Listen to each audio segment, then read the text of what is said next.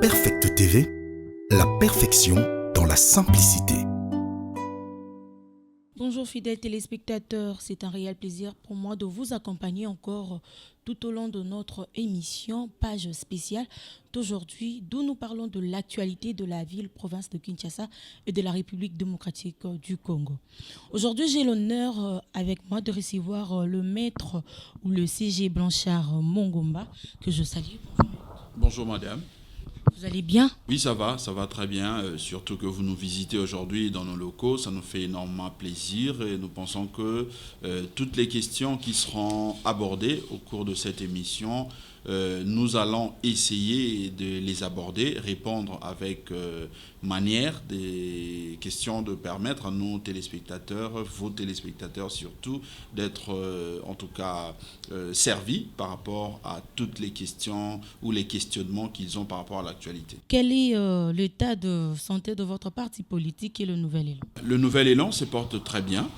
Comme vous le savez, le Nouvel Élan est un parti créé par l'initiative de l'ancien Premier ministre Adolphe Muzito.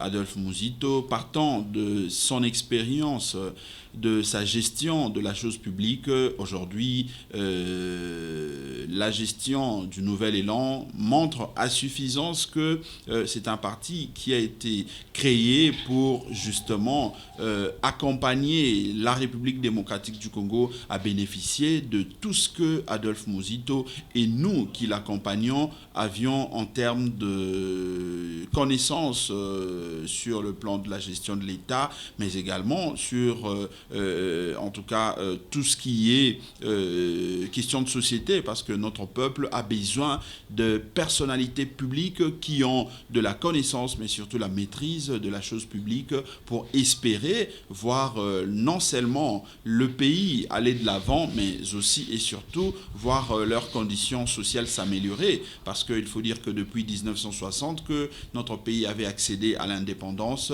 notre pays traîne encore le pas pour décoller réellement. Et pour ce faire, nous devons avoir de personnalités à la tête de nos différentes institutions, les personnalités qui maîtrisent, les personnalités qui ont cette volonté pour permettre justement que nous puissions faire décoller ces pays, nous puissions faire bénéficier de notre peuple ce qu'il a en termes de potentialité. Et voilà, donc c'est ça l'ambition qu'a notre parti. Donc je veux me résumer en disant que le Nouvel Élan se porte très bien une fois de plus parce que nous sommes par exemple dans toutes les 26 provinces de la République démocratique du Congo. Le parti est implanté dans les 145 territoires de la République démocratique du Congo. On est dans plus ou moins 900 secteurs de notre pays. Donc, bref, le Nouvel Élan se porte très bien et nous nous préparons à conséquence pour affronter les échéances électorales à venir. Que pensez-vous du sit-in qui s'est déroulé le 22 novembre 2021 dans notre ville, province de Kinshasa? D'abord, il faut préciser que le sit-in que nous avions organisé ensemble avec les laïcs catholiques et protestants, parce qu'il faut dire que c'est sur initiative de ces organisations, le Milapro et les CALCC, nous, forces sociales et politiques, avions accepté d'accompagner cette initiative parce que nous estimons que notre pays ne peut pas continuer dans la dictature. Notre pays ne peut plus revenir dans ces genres de pratiques que tous nous avions condamnées lors de la Deuxième République et même pendant la gouvernance de M. Kabila lorsqu'il était tout seul. Mais maintenant qu'ils se sont mis ensemble dans le cadre de l'union dite sacrée, nous voyons au sein de cette union, il y a une partie de gens ou des députés qui proviennent du MLC, de Ensemble et autres. Nous estimons qu'il y a des choses qui se font qui ne pouvaient pas se faire normalement parce que le peuple voulait une alternance, mais nous constatons que ce que nous sommes en train de vivre aujourd'hui n'est rien d'autre que la tentative de vouloir imposer la dictature dans notre pays. Et ça, nous nous disons que ça ne peut pas passer. Voilà pourquoi nous avions estimé qu'il fallait nous mettre ensemble avec les forces sociales et politiques sur initiative de pères de l'Église qui sont représentés par le mouvement laïque protestant, le Milapro, et le mouvement laïque de catholiques, les CALCC, pour mener différentes actions sur terrain de manière à faire changer les choses. C'est ce qui justifie le sit-in du 22 novembre dernier, où nous étions sur le boulevard devant le siège de la CENI pour exprimer notre désarroi par rapport au bureau de la CENI, tel que ça a été mis en place, un bureau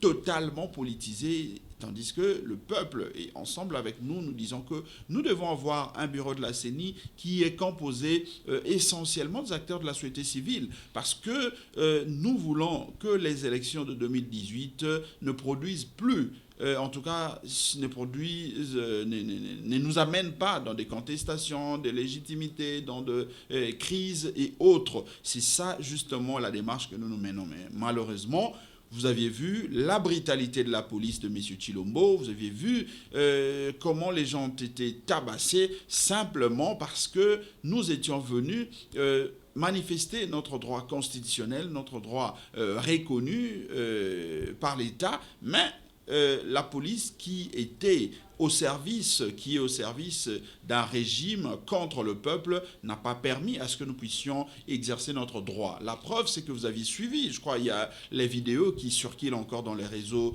sociaux et un peu partout, où un policier se permet de dire que nous n'allons pas, voilà, pour lui, il disait que nous n'allons pas tirer les gaz lacrymogènes pour ne pas donner du succès à votre marche. Ça, c'est un discours politique. Un policier qui est payé par le contribuable congolais que nous sommes ne peut pas, un policier qui est en principe au service de l'État, du peuple, il est appelé à garantir la sécurité et de citoyens et de leurs biens, ne peut pas s'élancer dans ce genre de discours politique. Ça montre à suffisance qu'ils sont là au service d'un individu, et malheureusement, c'est ce qui a justifié justement la brutalité, l'intolérance qu'ils nous ont fait subir lors de ces sit-ins. Voilà, nous allons revenir sur la police. Mais juste avant ça, j'allais poser la question, pourquoi vous ne voulez pas le président Kadima ? Pour ne pas parler des autres forces, les Nouvelles Élan n'a aucun problème avec M. Kadima.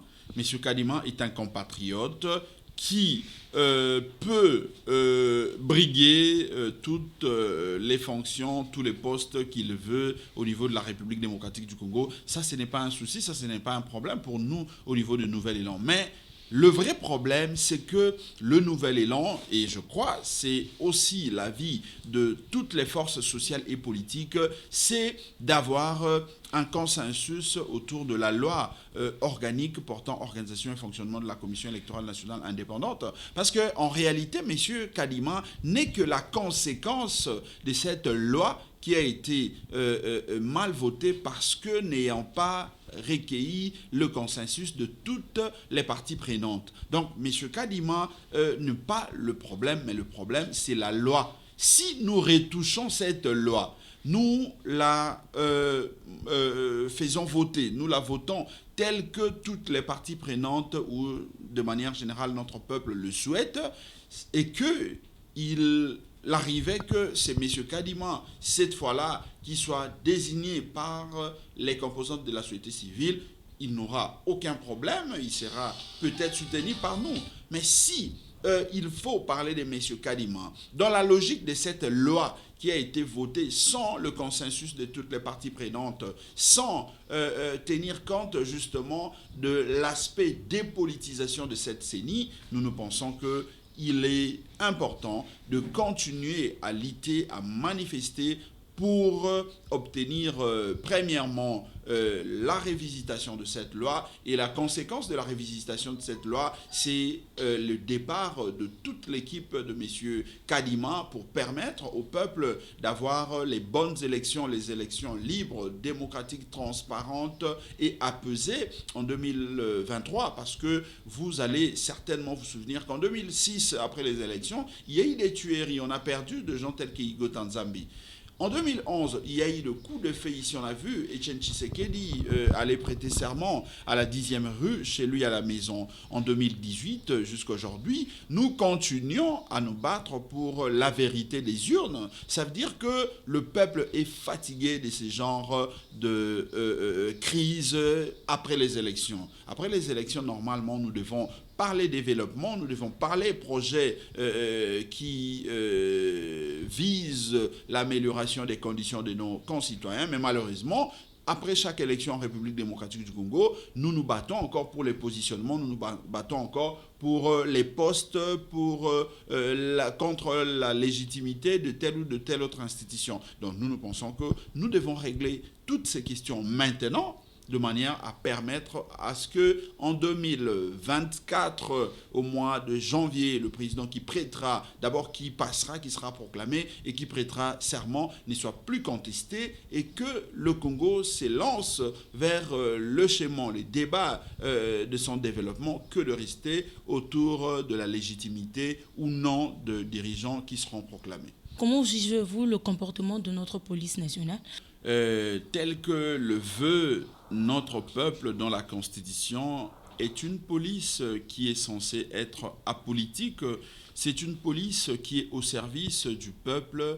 Et là, il est appelé à sécuriser le peuple et ses biens. Mais malheureusement, ce que nous constatons est tout autre chose que le principe édicté, voulu par la Constitution de notre pays. Nous constatons que lors de nos différentes activités, nous en tant que résistants, nous en tant qu'opposants, la police s'arroge le droit, en tout cas, de nous ravir. Je parlerai de vol, parce que c'est ce qu'on appelle par définition du vol, c'est la soustraction frauduleuse de biens qui appartiennent à autrui. Et nous voyons comment la police se comporte, arracher les téléphones de gens, arracher de l'argent par-ci, par-là. Ça montre que cette police ne joue pas le rôle qui lui est en tout cas attribué par la Constitution.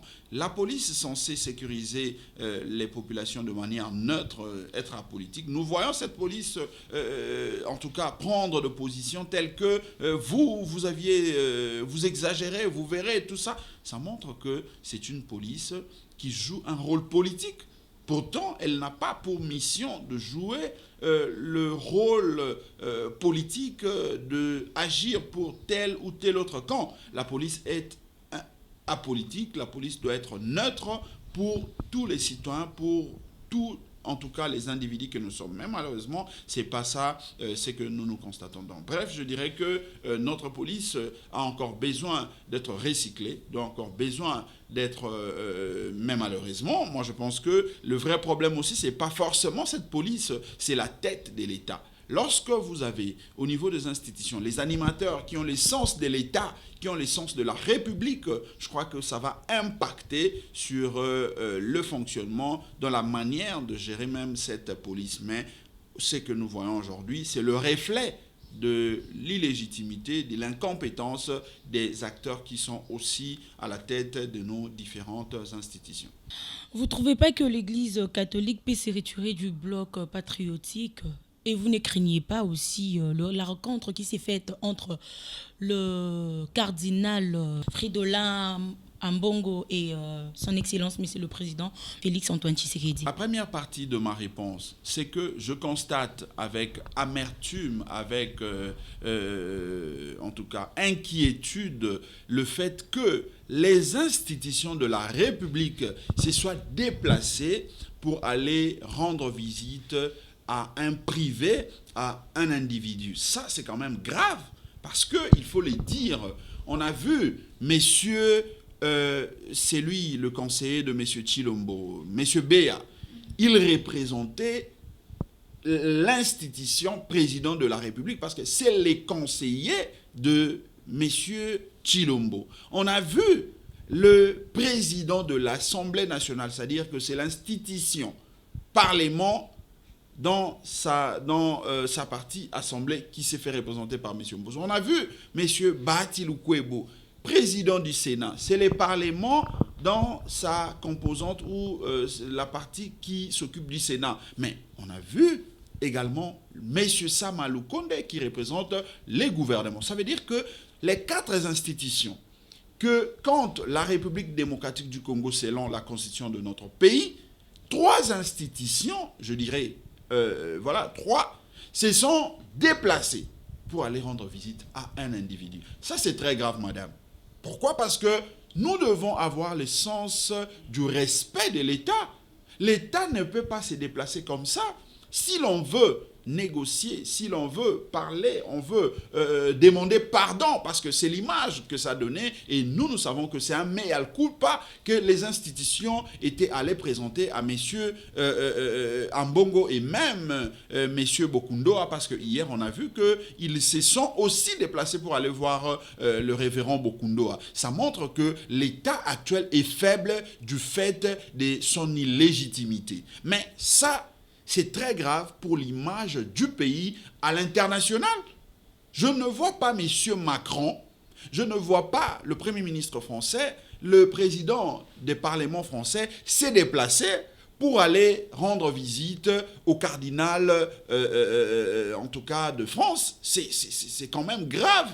On n'a pas l'essence de l'État. Ça, c'est les premiers éléments que je dois fustiger, que je dois dénoncer, étant partisan de la République, étant ceux qui se battent pour, en tout cas, la prise en considération, en compte de l'État en tant qu'institution de la République, en tant que principe de gouvernance. Mais maintenant, la deuxième partie de ma réponse, oui, on a vu que messieurs les cardinals Ambongo Fridolin, que je salue, et le révérend Bokundoa, que je salue, que je respecte, ont reçu les institutions de la République. Premier élément, c'est que moi, au lieu de me faire peur, ça me réconforte. Parce qu'on avait entendu les gens dire que, l'Église catholique, l'Église protestante ne représente rien. On peut s'en passer, nous allons imposer M. Kadima, nous allons imposer une loi qui ne respecte pas les considérations des uns et des autres, mais nous allons travailler. Mais on a vu, ces déplacements de ces institutions montrent à suffisance qu'ils ont eu peur, et ils ont toujours peur de ces églises, parce que le fait de se déplacer montre que je ne suis pas dans le secret des dieux, mais il y a quand même des indiscrétions qui nous disent, qui nous ont laissé entendre qu'ils s'étaient allés pour dire qu'ils vont mettre de côté le bureau Kadima et revenir à ce que nous exigeons ici, le consensus autour de la loi électorale. Ça, c'est connu, on a entendu, on est au courant de cela. Donc, ils ont fait ce qu'on appelle un rétropédalage pour revenir à ce que l'Église catholique et protestante exigeait. Donc, messieurs, en tout cas, Dodo Kamba et toute son équipe-là ont compris qu'on ne blague pas avec l'Église catholique, on ne blague pas avec l'Église protestante. Mais maintenant, ce que nous voulons, il ne faudrait pas que ça se passe comme s'il y avait des combines entre Église et l'État. Non, il faut que ça se fasse en tenant compte de ce que tout le peuple veut. C'est-à-dire que ici, nous, ce que nous voulons, c'est que nous puissions reprendre les discussions autour de la loi, puisqu'ils ont compris qu'ils étaient sur une mauvaise pente, ils ont accepté, ils ont reconnu qu'ils doivent demander pardon, ils doivent faire ce qu'on appelle en lingala et sa colère mawa auprès de père de l'Église. Il est grand temps que nous puissions démarrer les discussions de la révision de cette loi pour permettre à ce que la CENI puisse avoir un outil important pour son fonctionnement et que nous puissions mettre en place un nouveau bureau qui permettra à ce que les élections de 2018 se passent dans les meilleures conditions. Mais cela ne peut pas nous empêcher de continuer à faire pression, à parler, à s'exprimer en tant que peuple, en tant que citoyen. La preuve, c'est que nous allons marcher pour continuer à exiger les mêmes choses CENI dépolitisé, consensus autour de la loi électorale. Mais à ça, nous ajoutons la suppression pure et simple du dossier RAM.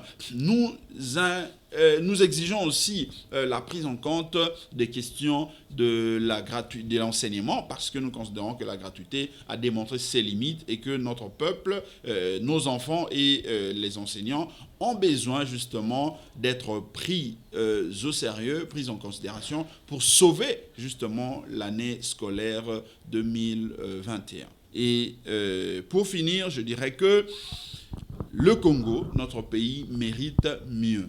Mérite mieux, ça veut dire que aujourd'hui, si vous voyez sur le plan économique, on nous présente un budget de 10 milliards soi-disant. Or, en réalité, en mobilisation propre, le budget représente 7 milliards. Mais le 7 milliards, vous allez vous rendre compte que le salaire des fonctionnaires n'a pas évolué. Je vais prendre un petit exemple. Lorsque Muzito quitte le gouvernement, il laisse le budget à 3 milliards 500 millions de dollars. Aujourd'hui, 10 ans après, on se félicite d'avoir multiplié ces budgets par D. Il fallait attendre 10 ans après, ce qui est une bonne chose. Mais le constat malheureux, c'est quoi ?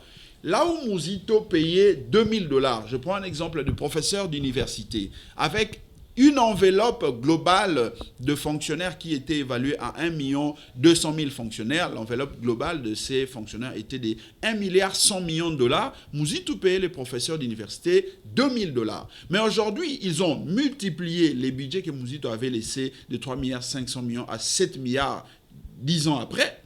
Ils ont multiplié l'enveloppe globale des fonctionnaires que Muzito avait laissée à 1 milliard 100 millions aujourd'hui, cette enveloppe-là est à 3 milliards. Mais ce qui est malheureux et diabolique, c'est le fait de n'avoir pas amélioré ou voire même maintenu le salaire du professeur d'université à 2000 $. Le contraire, c'est que le salaire du professeur de l'université aujourd'hui représente 1200 $. Pourtant, l'enveloppe globale a évolué. Ça montre la mauvaise foi de ceux qui sont à la tête de ces pays. Parce que la différence de cette enveloppe-là, qui était de 1 milliard 100 millions, aujourd'hui est de 3 milliards de dollars. La différence là montre que c'est ce qui part dans les poches des individus qui sont à la présidence, au lieu de faire bénéficier cet accroissement-là du budget aux fonctionnaires, professeurs d'université. Au lieu de 2000, il fallait voir les professeurs, voir leur salaire s'améliorer à 4 milliards, parce que Muzito avait laissé à 2000 $, parce que l'enveloppe était de 1 milliard 100 millions. Mais vous, l'enveloppe a augmenté à 3 milliards, mais vous laissez les professeurs, vous diminuez d'ailleurs son salaire à 1200 $. Ça montre que ces gens sont vraiment non seulement incompétents, mais ils sont de mauvaise foi. Voilà pourquoi nous, en tant que peuple, nous devons nous lever pour chasser de manière démocratique, de manière loyale, de manière constitutionnelle ces gens, parce qu'ils ne méritent pas la gestion de ces grands Congos. Merci beaucoup, fidèles téléspectateurs. Nous sommes déjà à la fin de notre émission, page spéciale. Je remercie M. Blanchard qui a répondu à notre invitation.